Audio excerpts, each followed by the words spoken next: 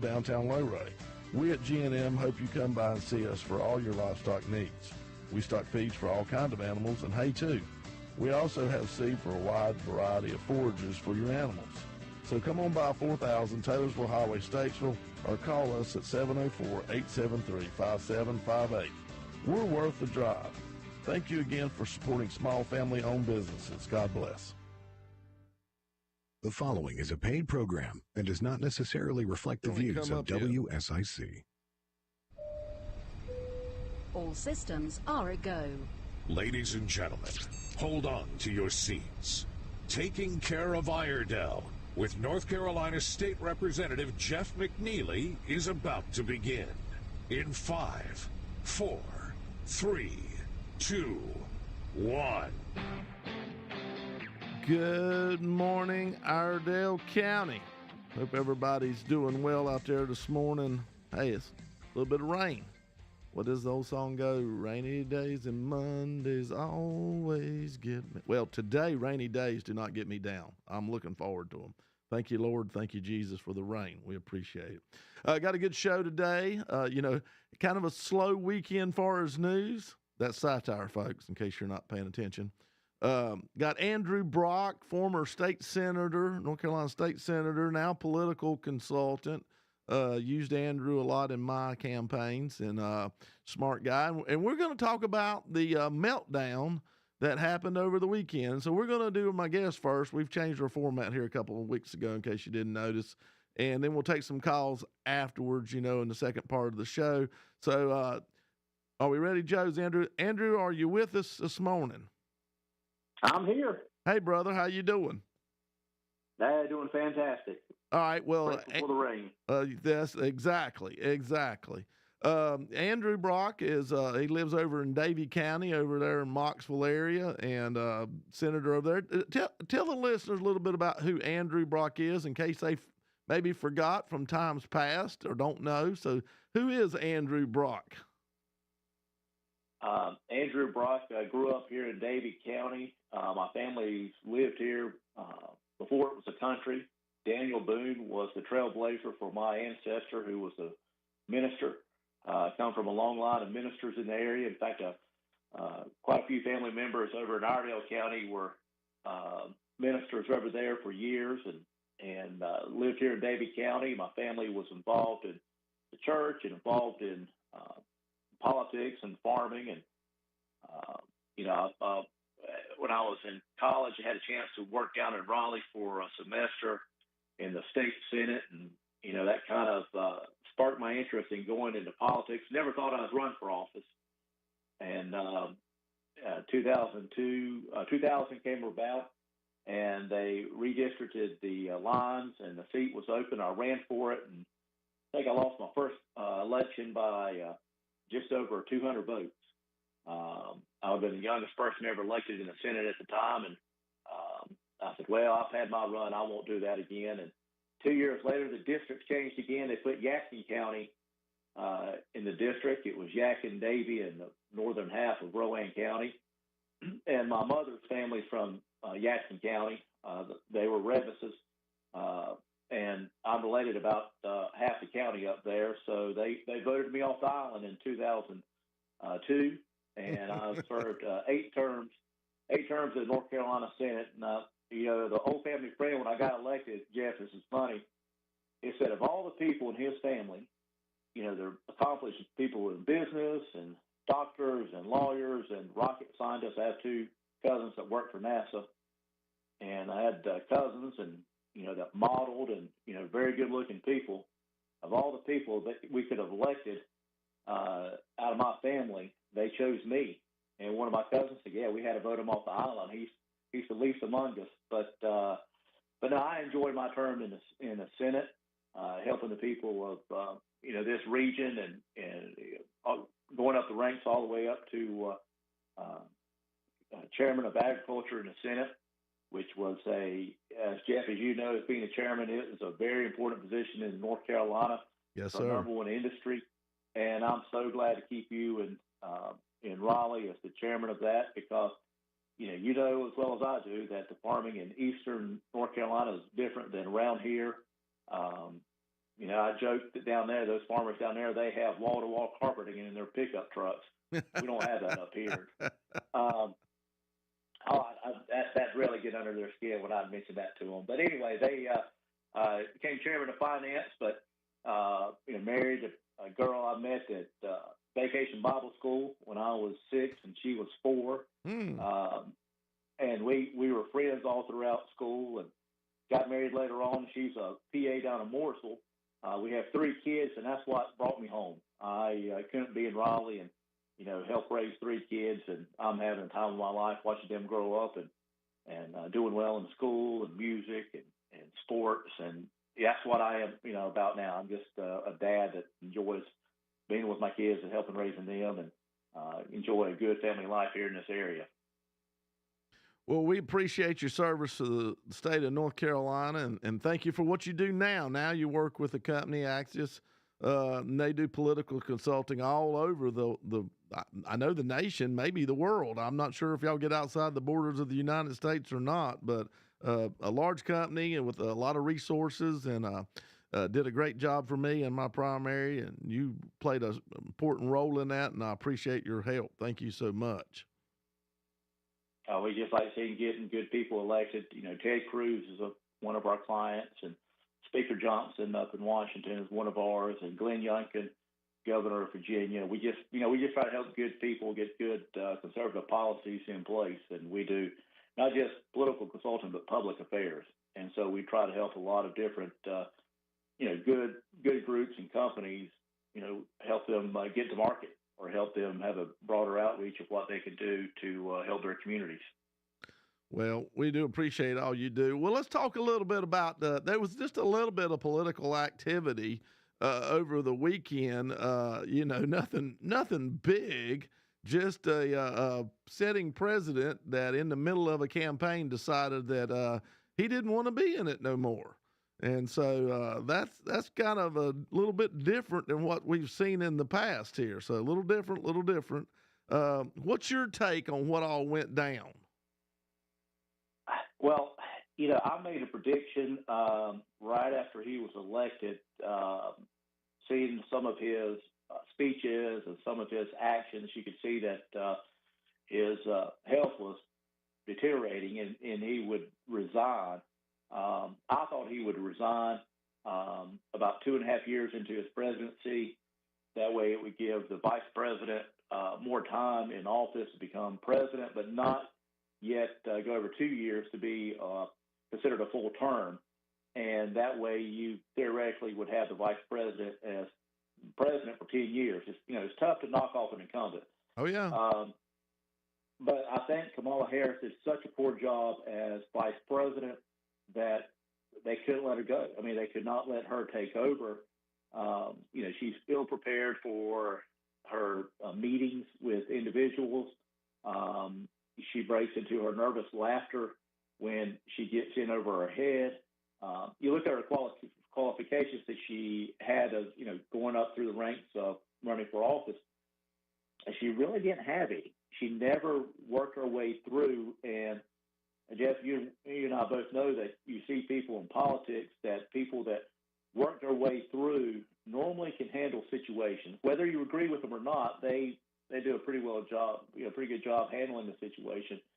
However, in her case, she's never had a situation to deal with or really had to work for anything to get there.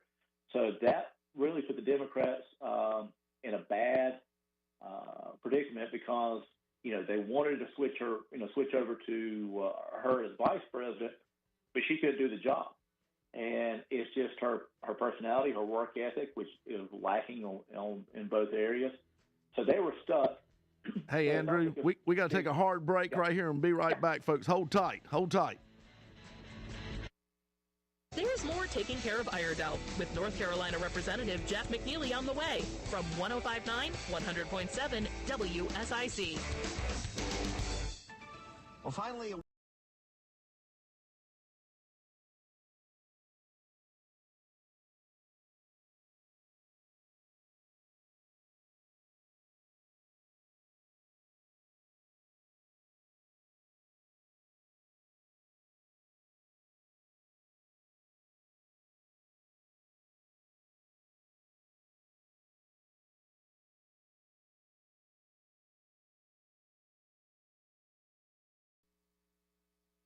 wherever you get your apps. Featuring local deals from great local businesses like Serenity Now Massage Therapy.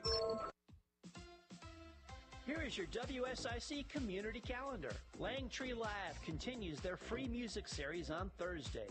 2 months ago, Ghostface Brewing and Waves Entertainment hosted the Battle of the Bands. The champion that night, Fortune 5, makes their Langtree Live debut this Thursday, July 25th. Come on out to Langtree Lake Norman to see and hear the Battle of the Bands champion, Fortune 5, this Thursday with music beginning at 7 p.m. The Live Under the Oaks concert series continues on Friday at Birkdale Village in Huntersville. Come enjoy the music of the Highway with their dynamic and high-energy show. Red Rocks will have beverages on site, and the Birkdale restaurants are ready for your dinner service. Bring your chairs and blankets for the Highway concert at Birkdale Village on Friday, beginning at 6 p.m. The 8th annual Dog Island Jam takes place this Saturday on Lake Norman. Star from The Voice, John Sullivan presents the summer's must-see concert. Waves Entertainment will bring a stage, sound system, and LED walls to, you guessed it, an island on Lake Norman. Sully and Friends headline concert on Saturday. Untie your boat or call your friends with boats and enjoy the Dog Island Jam concert on Lake Norman this Saturday. The Cookout Summer Shootout Series at Charlotte Motor Speedway reaches the series finale. The 10-race series title night is on Tuesday, July 30th, with NASCAR night sponsored by the NASCAR Hall of Fame. See the champions crowned and the legends and bandoleros. Don't miss the next generation of racing superstars honing their skills and rising through the ranks. Gates open at 5 p.m. with the green flag waving at 6. Visit CharlotteMotorspeedway.com for tickets, details, and information. To keep up with all the events happening around the community and much more, including amazing local deals, download the WSIC News app today. For 42 years, Johnson's Parts and Supply has been your Auto Plus Auto Parts store. When you need auto parts, think Johnson's Parts and Supply.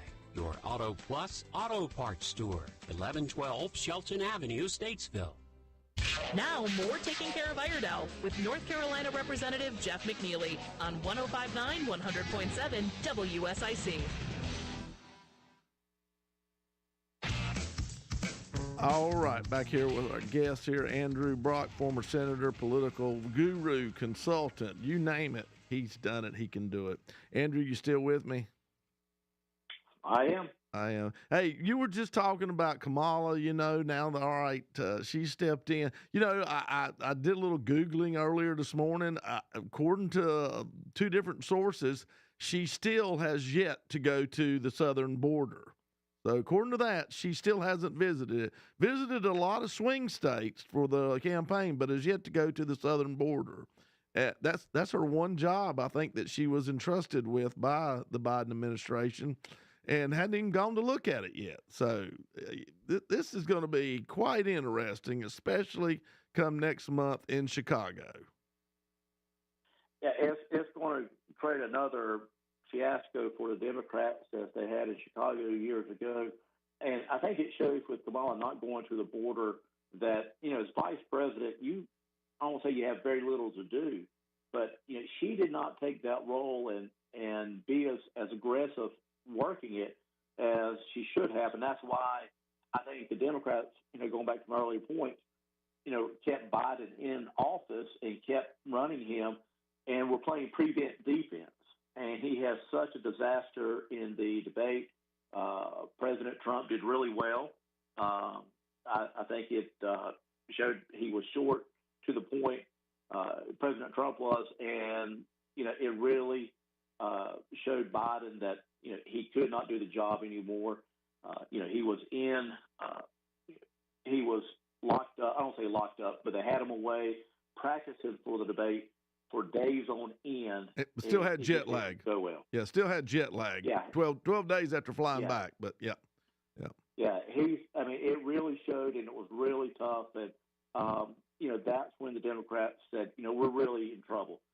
Playing prevent defense allowed Trump to make some monumental gains in the debate, and people started questioning that and questioning who's governing from the executive branch.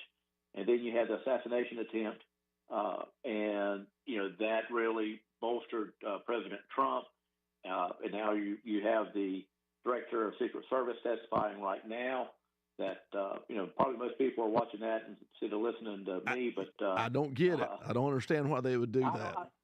I don't know. Well, we're not on video. Well, I know you've got the podcast, but I'm not there with you.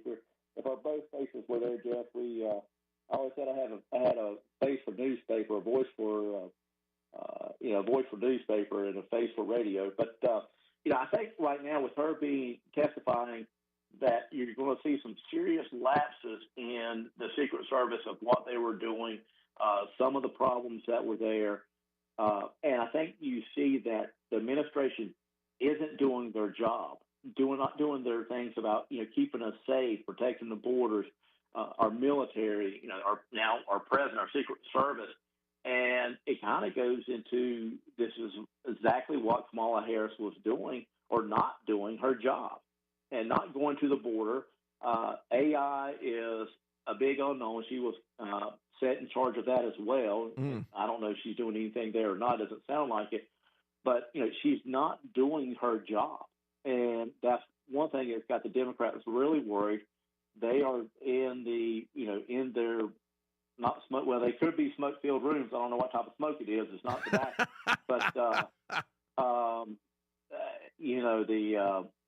But I think they're in those rooms right now, and they're scrambling. And I know they're trying to find, who do we pair with Kamala for vice president? What do we do? I've said for months and months that I believe that it will be Michelle Obama and counterbalance with someone they seem to be more moderate, which would be, for the Democrats, would be Roy Cooper. Yeah. I think it puts North Carolina into play because you have Josh Stein with a significant fundraising advantage. You have Jeff Jackson with a significant fundraising advantage for Attorney General. And that money is going to be spent here. Spend a little more money. They can win those races and, pick up the Electoral College votes for North Carolina, because this is where it comes down to. They're, looking at what tactics and strategy they can use to win the Electoral College, because that's, at the end of the day, that's how you win the presidency. Oh yeah. It's not popular vote, but it's getting those votes to the Electoral College. That's why I think Michelle would be a better candidate for the Democrats than Kamala, because her husband will be on the podium, he'll be on the campaign trail, and he'll get Michigan coming in behind. I think he'll gather enough support coming out of western Pennsylvania, and he'll really strengthen the Philadelphia area for Pennsylvania. And you get North Carolina, that's pretty much a done deal for the Democrats to win. So you win those three big states, Wisconsin being the other one that's a toss-up. I think Obama will take Nevada. That's the ballgame. So it's a race to the Electoral College. I mean, you got to have the votes to win. And that's where I see, the Democrats don't have that strong of a ticket right now. Yeah. Biden's come out and he's endorsed Kamala, but Obama did not.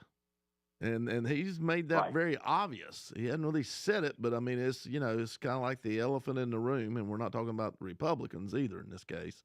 But so it's kind of interesting. So he's, Obama's leaving the door open. Is it for his wife? Is it for Gavin Newsom? I mean, the list goes on. Hillary perked up all of a sudden. You hear her name mentioned all of a sudden out of nowhere. I mean, it just goes Oprah, Whoopi. Who knows who they're going to pick? Because, it's crazy over there right now. So they're just grasping and scratching for anything they can find. This is going to be interesting. But also, it comes back to the point where, is Obama, if he could it could be in the mindset as well as in this as well. Do I bring out my endorsement later? Kind of build endorsements like, I met with Kamala Harris and she's really good, and I'm going to support her, and she may get a boost from that. So he may see it as that way, that his endorsement comes later as a boost instead of right now to knock off all the people. But it's been played out in scenarios right and left all weekend long. I've been a part of discussions and gameplay, and last night someone said, well, you've got everybody lining up behind Kamala. I'm like, well, they did the same thing for Hillary in 2008, and look who won that race. Mm-hmm. It was Obama. And I mean, even remember, Rush Limbaugh was telling us to change parties and to mess with their primary. Yeah. Go down and mess with the primary, go help Obama because he thought that would hurt, and that was the worst thing to do. Obama had a better game plan, a better strategy. He had the tech companies behind him. They were giving their in-kind contributions of changing the algorithm that on Facebook and everything else. So that's documented. But oh yeah. They're in a state of flux right now, and I think. But here's the thing about it: it's still a long time before the election. Republicans should not start counting chickens or thinking there's going to be any type of red wave. Now they're dangerous. They're dangerous now. Yeah. Before they were predictable. Yeah. Now this is where people will start looking at elections like, oh, I'm going to win, and you never know. There's always some outliers out there. That's the reason why people want to vote for someone or vote against somebody, and so that's what you've got to look.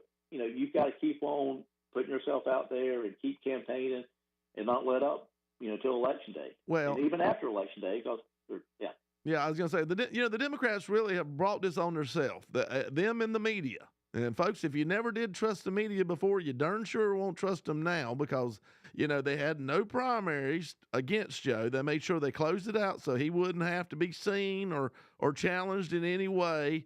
So that they could kind of keep this all hidden, and the media continually, said, "Oh well, that's just a bad lens angle, or that was just this or that." Made excuses galore for Joe Biden about how he's still completely able to do this job. He's fit, he's fine, no problem. Talk to him off camera. Off camera he's Superman, evidently, especially when you listen. Kamala Harris, for one, told about how great and wonderful he was when he wasn't in front of the camera. It was just her and him, and talking about fixing the world's problems. But now you realize that all that is a lie.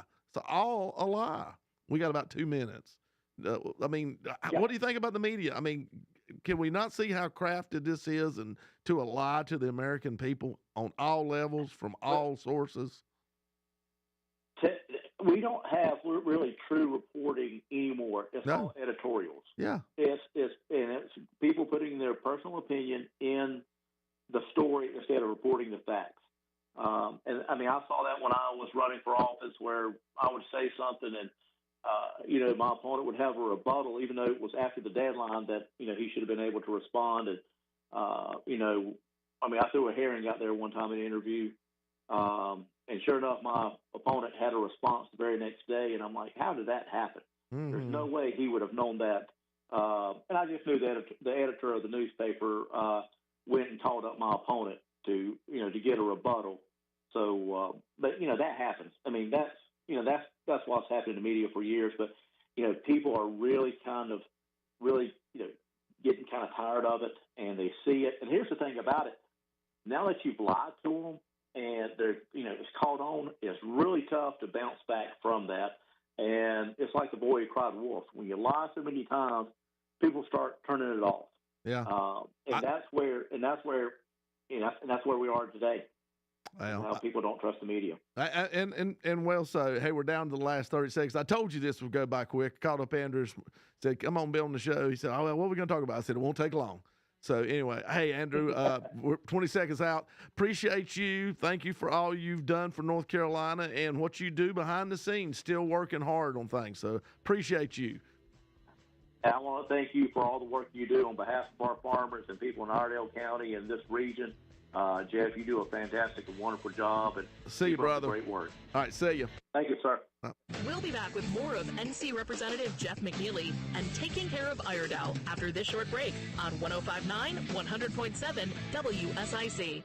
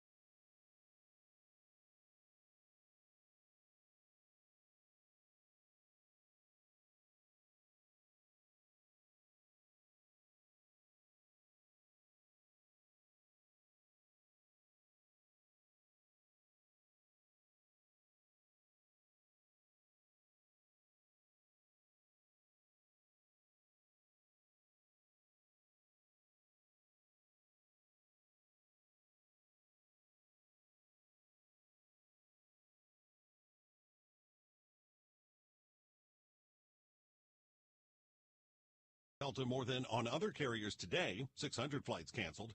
The airline has been singled out by Transportation Secretary Buttigieg, criticizing its handling of the chaos. Delta shares are down 2%. Wall Street at large is higher. Dow gaining 0.5%, S&P up 1%, NASDAQ up 8.5%. A single mistake with retirement savings is costing American workers billions. That's according to Dow Jones, citing new research from Vanguard, which looked at people's 401k accounts from old jobs rolled over to IRAs. The money is usually held as cash until the workers select new investments, and many never do. In fact, nearly a third of people who roll over 401ks to IRAs still have their balances in cash 7 years later, and that's cost workers a combined $172 billion.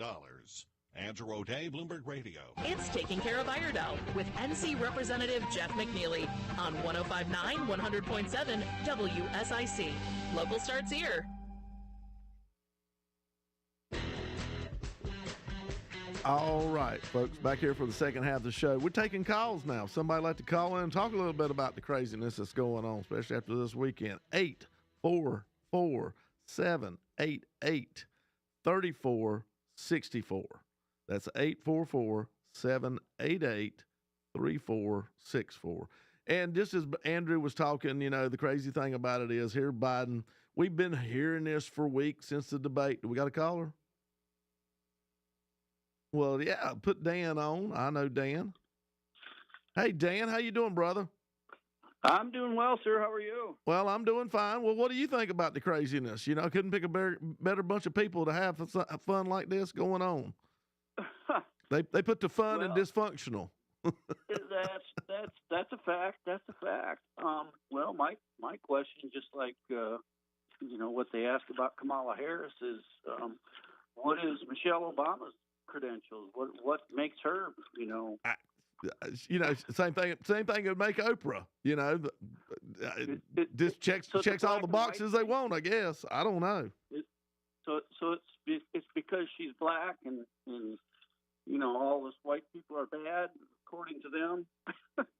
I mean, has it come down to that, really? I mean, I think that the Democrats, they feel like that they're going to lose some of the black male vote to Trump unless they do something, put a candidate out there that will appeal to them more. And I guess they're thinking that, they're going to look to some black woman.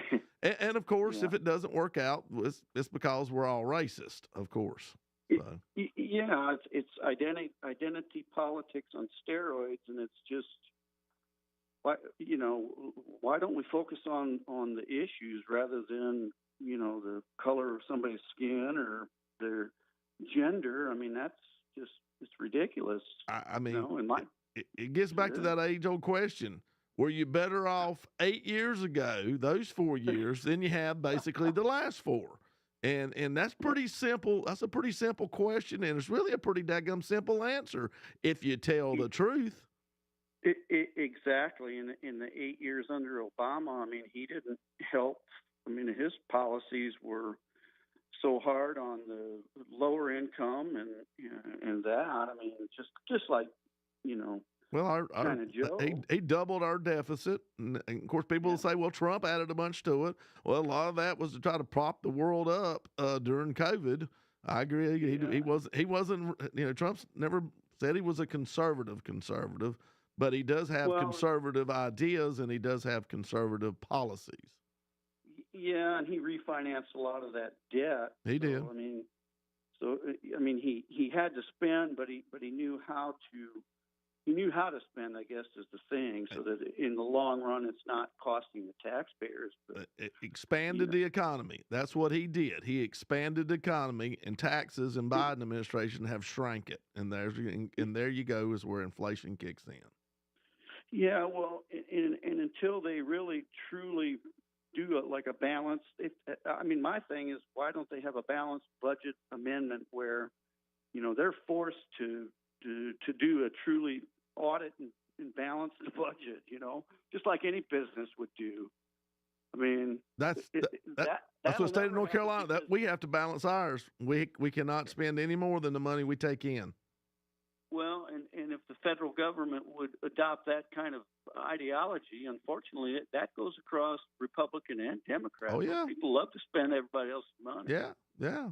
That's crazy. I mean, I do too. I mean, let's face it. That's just human nature. But eventually, if you're doing that, eventually somebody's going to come up, knock on your door, and say, "Hey, I want my money or your property or this, that, or the other." Or it's going to take a wheelbarrow full of cash to go down the grocery store to buy a loaf of bread, one way or another. That's about where we're at. Yeah. And, we're not printing it now. It's just a number on a computer. And if they get this digital currency, which I think is probably coming, I mean, trouble. But hopefully, what happened with their software upload there Friday, maybe some people will wake up and see that having everything on your cell phone and this, that, and the other is not a good idea. Yeah, that's exactly right. That's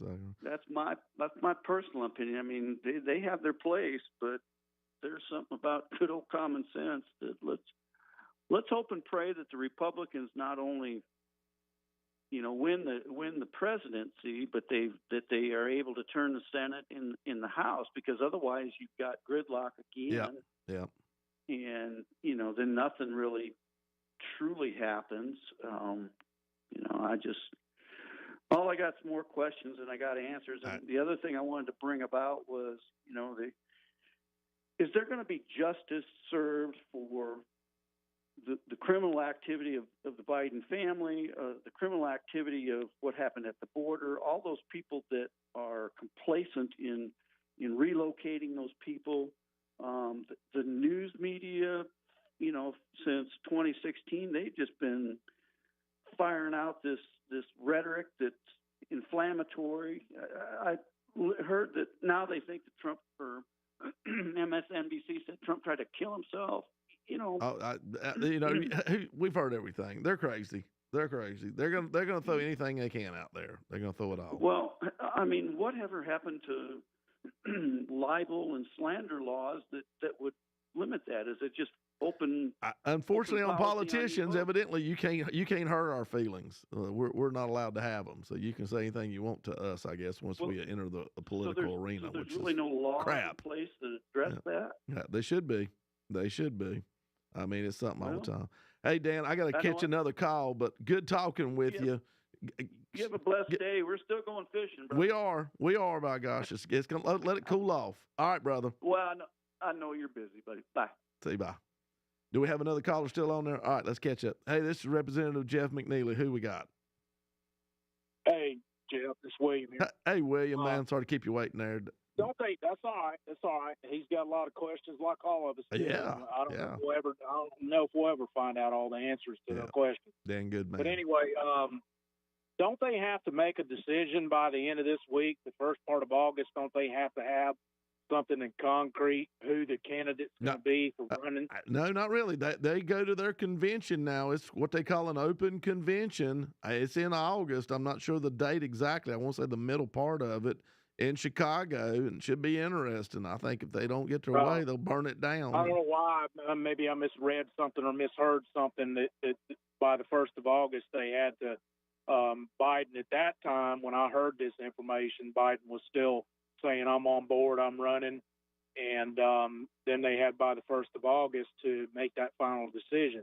Maybe what it was that they had the 1st of August for him to make his mind up whether he was going to stay in the race or not. But either way, we don't have any leadership right now, and that's a scary thought. But when you think about it, Obama and the Clintons have been running this country for the last 4 years.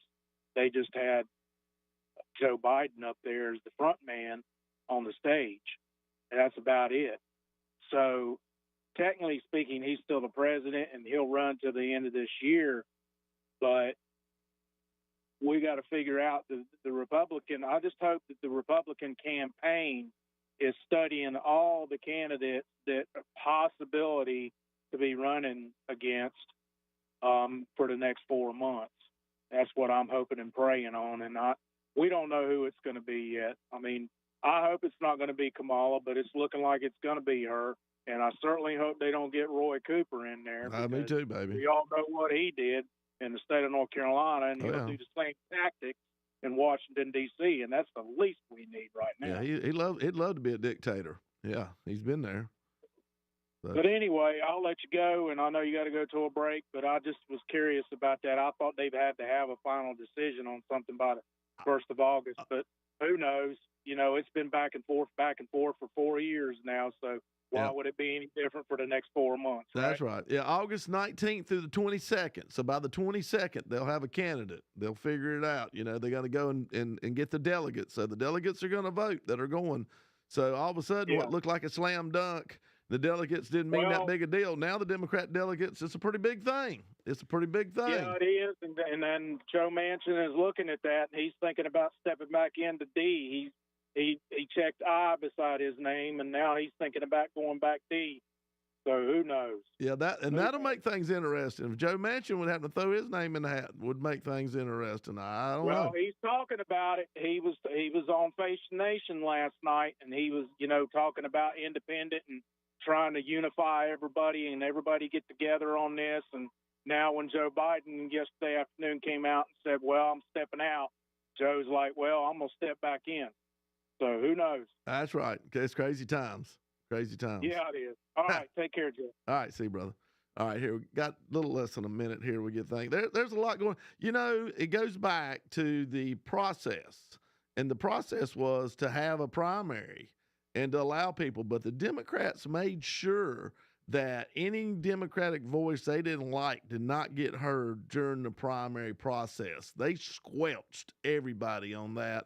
And then have gone about on the state level trying to make sure that none of the other parties that may lean a little left, like Robert Kennedy Jr.'s party, We the People, and Cornel West's Justice for All party, struggle like crazy to get even on the ballot. So finally, Robert Kennedy Jr., We the People, did make it after about 3 shots at it. So anyway, stay tuned for the last part of the show here. It's getting good. We got a lot to talk about. Hang in there. Keep it right here. Taking Care of Iredell with NC Representative Jeff McNeely will return after this short break on 105.9, 100.7 WSIC. Well, finally, a week without the big heat being our issue, and some good chances to get some rain, too, as we go throughout the next several days. For our Monday to kick off a new week, we'll call it partly cloudy. Temperatures warming into the mid-80s for the afternoon. We'll keep an eye out for a few scattered showers and thunderstorms for the afternoon.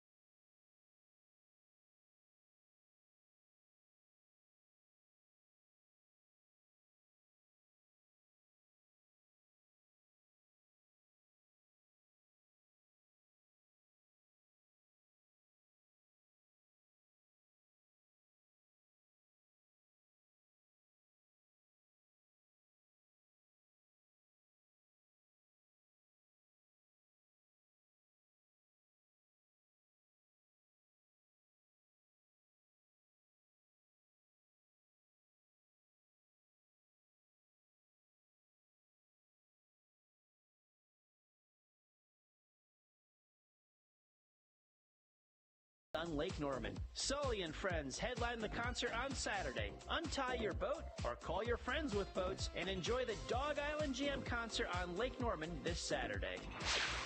The Cookout Summer Shootout Series at Charlotte Motor Speedway reaches the series finale. The 10-race series title night is on Tuesday, July 30th, with NASCAR night sponsored by the NASCAR Hall of Fame. See the champions crowned and the legends and bandoleros. Don't miss the next generation of racing superstars honing their skills and rising through the ranks. Gates open at 5 p.m. with the green flag waving at 6. Visit CharlotteMotorspeedway.com for tickets, details, and information.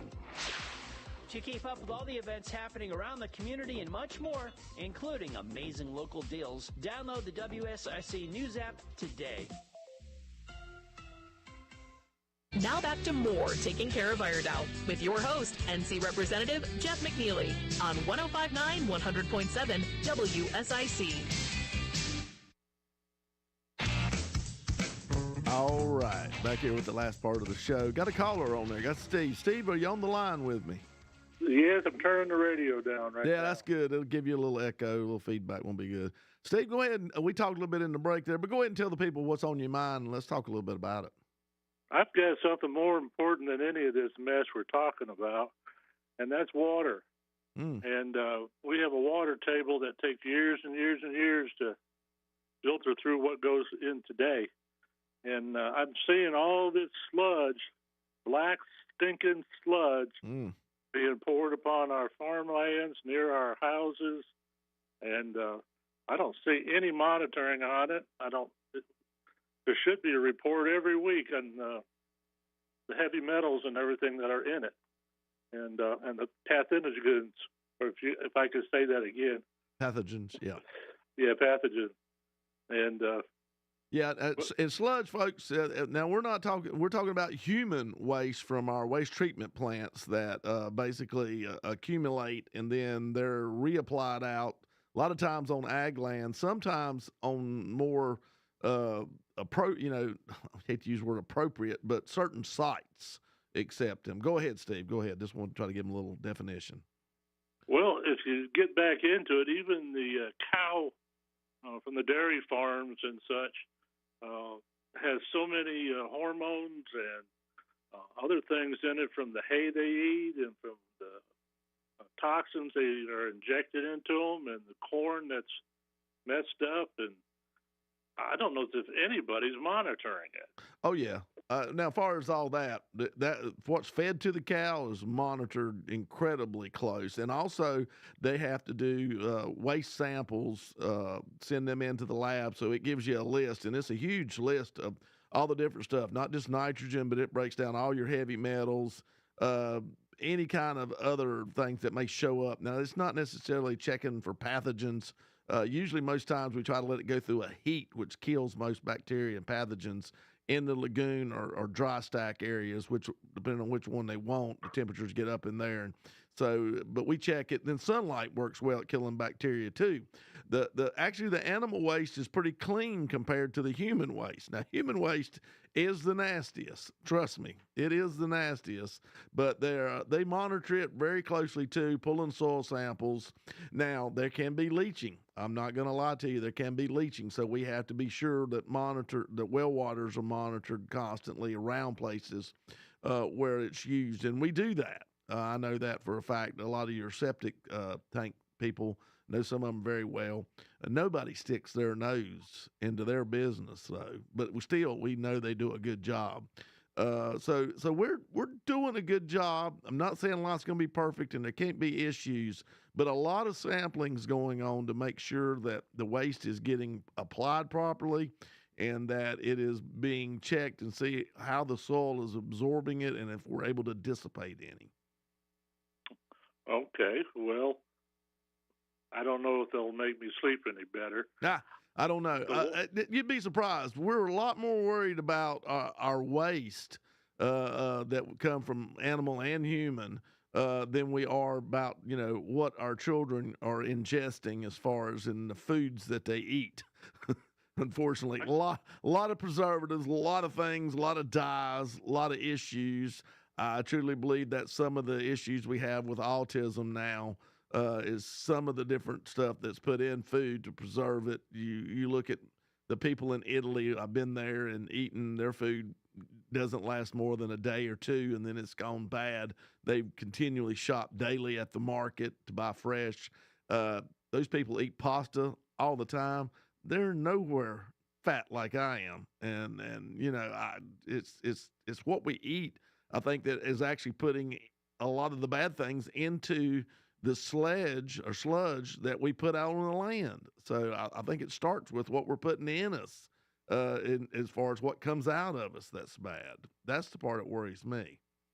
Well, the disease diseases we're getting now in the people over 50 are already set in your body from all the trash that the corporations got us to eat by advertising in the 50s, 60s, 70s, and 80s and 90s.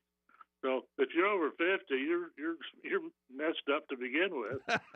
There's not much you can do about it. Except, I don't know, drink spring water, not next to a field that's had contamination. Put a water filter on your house and pray that everything works out. That's about all we can do. And you do all that, and the bus still hits you when you're walking down the street. So then they'll come out that everything carbon filters are contaminated and are killing people left and right. Yeah. So. Charcoal's still the best, and anything close to that. So anyway, but hey, I appreciate your concern in this, and you can take your own water to the health department. They can run samples for you if you're concerned about it. There's analytical labs, a couple of them in Statesville I know of, and I'm sure there's some down in Mooresville. So, and you can send your samples off. You can do it through the mail, and they will check your waters, and they will check it for all kind of different things if you wish for them to. So anybody that's concerned, I suggest you take a serious look. I know we put a water filter on our house when we first moved in it out in the country. I grew up in the country, never had an issue. Got a kidney stone right off the get-go. Hadn't lived in my house a month. Put a water filter on, haven't had one since, but I change that sucker every month, and it about makes you kind of nauseous. But it's just the stuff it pulls up out of the water that goes through our water table. So, I've heard kidney stones were from being the devil's friend. Who knows? Who knows? I try not to participate with that man no more than I have to. So if that's true, I had a really godly father-in-law that got him all the time. He must have been doing something while I wasn't looking. I don't know. He's absorbing other people's. Maybe that's it. Hey, Steve, I appreciate you. Thank you for calling. Bye. See you, brother. Bye.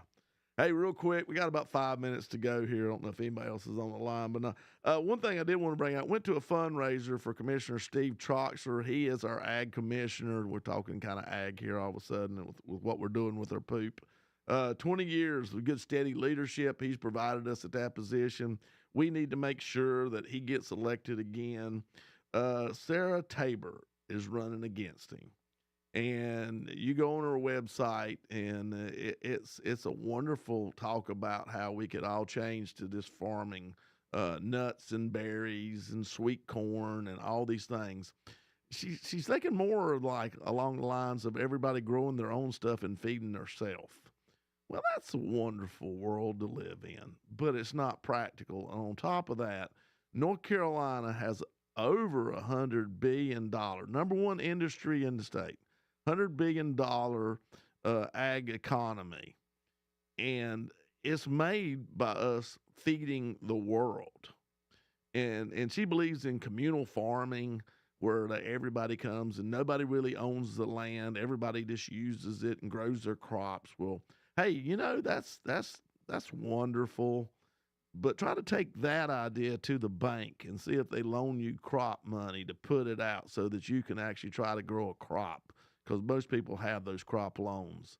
And I don't think they're going to really like the idea of communal farming and that you don't really own any land to back up this loan that you're taking out to put this crop in. So commercial agriculture is a necessity to feed the world, to feed us all. These ideas that come about, the last lady that ran on the Democratic side for ag commissioner 4 years ago against Troxler, she was a trisexual vegan that wanted to do away with animal agriculture in the state, which is about 2/3 of the gate receipts of that $110 billion. So now we have another one who wants us all to become nut and berry farmers, see if that sells $110 billion worth of income a year and keeps farms going. Folks, it's crazy. They're crazy. We've got to keep Steve Troxler in office. Agriculture's suffering right now. We're in a drought statewide. Everybody else is having a great year pretty much in all the big states that put out a lot of products, a lot of food. Except us, we're a big agriculture state, and we're struggling with no rain. And now you got somebody that wants to talk about us to do these kind of farming. It doesn't work. So please make sure you vote for Steve Troxler. And if you will, go on in line, Steve Troxler for Ag Commissioner. Donate, because he needs money. This lady's actually raised a lot of money, and it comes from the craziness. It comes from the craziness that would love to do away with animal agriculture. So if you're willing to give up your steak or your pork chop or your chicken nuggets, then, go over and vote for these crazy people. But if you like what you're eating, and we do a really good job, y'all. We really do in the ag sector of trying to make the best foods possible. Some of the processed ones, I will tell you to stay away from. But all in all, we do a really good job. We need steady leadership. We don't need crazy right now. We need somebody that's going to be able to keep what we've got going and improve it. Steve Troxler is that person. So there's no way North Carolina stays the world leader like we are, one of them, in supplying hogs and sweet potatoes and all these other products that we are so very good at. So beware. Going to have my good buddy Jason Sain on soon. Show's about to wind down. Jason's stepping down from the legislature.